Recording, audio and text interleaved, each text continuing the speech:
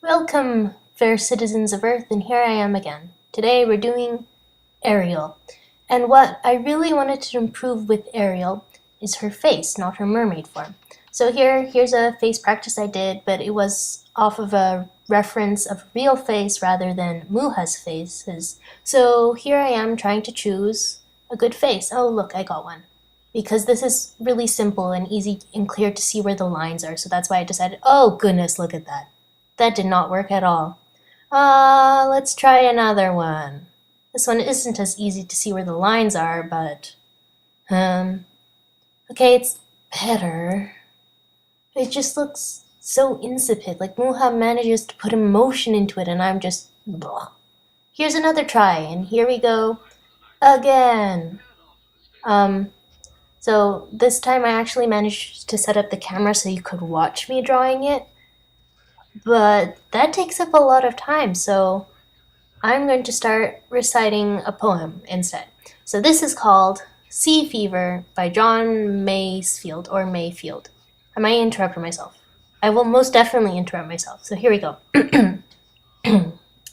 I must go down to the sea again, to the lonely sea in the sky. And all I ask is a tall ship and a star to steer her by.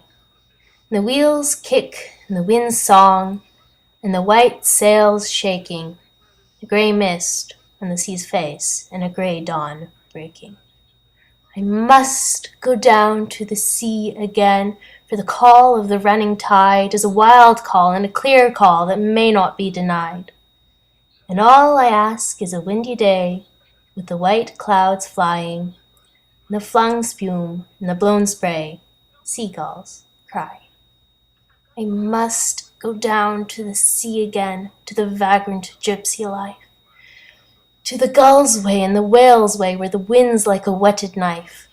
And all I ask is a merry yarn from a laughing fellow rover, and a quiet sleep, a sweet dream, the long strix over. Okay, so I recited the entire poem, and I only got to the eyes. Well, should I talk about now? I didn't get to go to sleep very well last night because I was sleeping beautifully, and then in burst my mother telling me I had to do the garbage.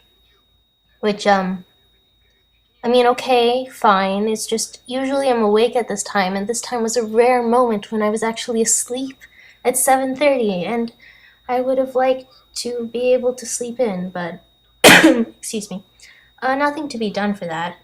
Because my mom was in the middle of a meeting online, and my sister had to get ready for her boat training today. So she was busy, and anyhow, on most days for school, she wakes up she gets out of the bed approximately 10 minutes before she has to leave. She throws on some clothes, and then she makes up a breakfast on the spot, and also a lunch, and then she runs out of the house. And yeah, that's my sister. So even on the best days, school days aren't necessarily the best, are they?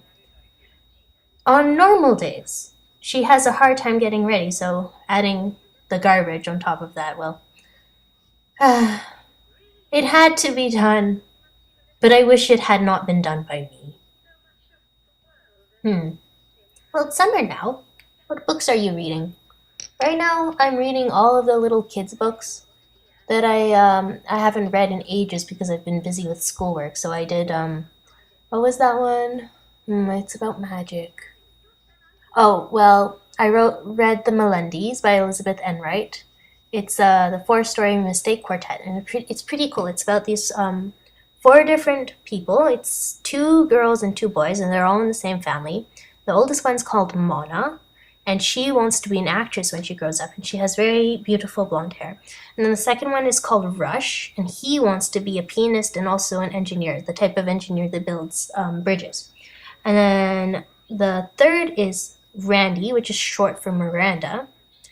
She wants to be a dancer, an illustrator, and possibly a writer when she grows up, and she has brown curly hair just like Rush does. And then the youngest is Oliver, and he's only 6. The rest have like 2 years in between their ages, but Oliver is 4 years younger than Randy. He has short blonde hair, and he wants to be a train engineer when he grows up, or he starts with an engineer. And then he wants to be a policeman on a horse. And now I think he wants to be a fisherman, but I'm not sure. Well, we'll see. And so the first book is it's called The Saturdays. What happens is they're extremely bored every single Saturday. So what they decided to do was they decided to pool all their money together, their allowance. I mean, it's set in the 1940s, so their allowance, which is about $1.50, is actually enough to go to museums and such. You can't do that now. It's at least $10. Well, anyhow, they pool all their money and they each get to do one thing that they really, really, really want to do. So, oh, it's 50 cents. It's not $1.50. So altogether, their allowance adds up to $1.50. So Randy goes first because it was her idea, and she goes to an art exhibition which is showing for the war relief for people in France. And she really adores the paintings, and she finds one that really speaks to her and she could really connect with it. It's this girl who's looking over a beautiful city, which is Paris, and she has a little fluffy poodle with her, and the longing in her face for the city of Paris, and she just, all of it together connects to Randy, who had never been to Paris and is actually a very American sort of person. Oh, look here. I'm comparing the face to the face on the board, and I actually like it a lot better, even though it didn't turn out so well. And here I am doing Ariel mock-up. Okay, I'll continue talking about the Saturdays later. Yeah. Oh, so her moon is the circle. Remember I talked about the circles in the Cinderella part? So her circle is going to be the most complex part of her mock-up.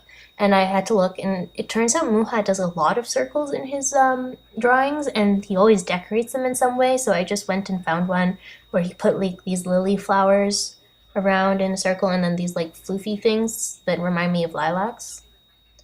Yeah, and anyhow, I had to draw 8 lines so I could line it up symmetrically. Oh, and here I am doing the little decorative triangle things at the top, the ones where I put the mouse and the pumpkin in for the Cinderella version. So I decided to do little fishies for Ariel. Actually, I did fishies first, and then I was like, wait, I could do crabs, and that'd be even better. And then I think I would put a seahorse in this one because this one only has fish and seaweed. And it's more interesting to have different shaped creatures in the little triangles. And I could also put seashells, I think. There's the seaweed. More little fishes. And